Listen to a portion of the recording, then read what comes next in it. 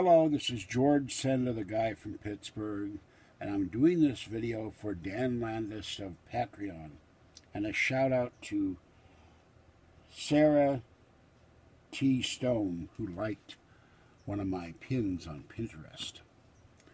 Well, imagine if we had Art Bell's time machine, and we go back to the year 1812.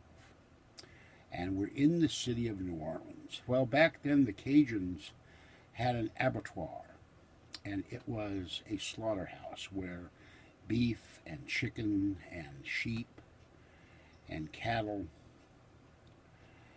and turkeys and geese and ducks were prepared for butchery to sell to the market and to used for food for the Cajun community.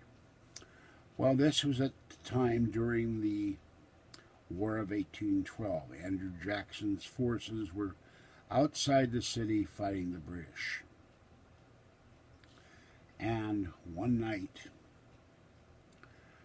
a howl was heard in the abattoir, and the butchers showed up with weapons because they thought it was a wolf and was attacking their animals, and there was a great slaughter.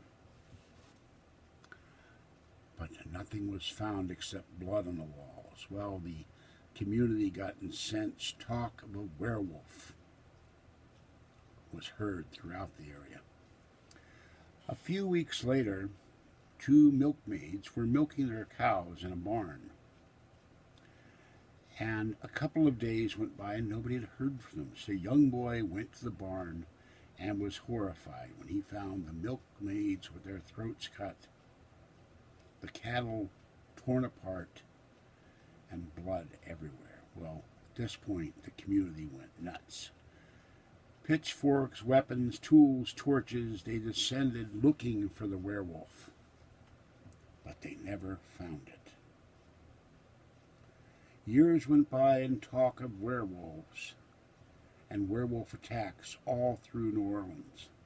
And it wasn't until the early 1930s, when the slaughterhouse was torn down and the Cajun community moved out of that area, that werewolf talk subsided.